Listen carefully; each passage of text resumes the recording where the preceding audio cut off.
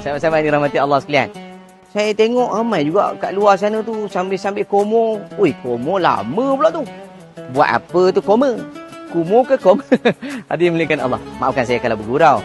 Tapi ia adalah satu peringatan dalam kita mencari nilai keredaan Allah SWT dalam bulan Ramadan. Macam mana hukum orang yang berkomo, yang komonya kerap dan komonya mungkin, yalah, kita nampak sedikit muskil. Tuan-tuan hadirin muliakan Allah. Kata Nabi SAW, dalam keadaan kita nak wuduk ni, Nabi suruh sempurnakan wuduk. Maksudnya, buat sesuatu tu biar cantik. Sehinggalah, kata Nabi SAW, apabila memasukkan air ke dalam rongga, yakni hidung, jangan sampai keadaannya memasukkan terus ke dalam lubang hidung dan telan.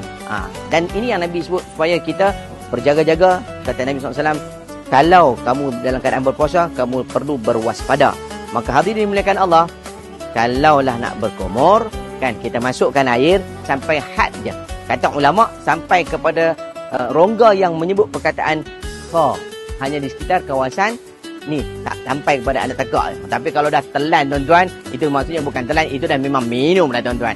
Jadi berkumur biar berpada. Tambah-tambah kalau tidak ada keperluan, anda tak perlulah dan elakkan daripada berkumur-kumur, terutama apabila menggunakan cecair untuk membersihkan kawasan mulut. Hanya sekadar berkumur seketika untuk mengambil wuduk, itu lebih baik. Ahsan. Wallahu a'lam.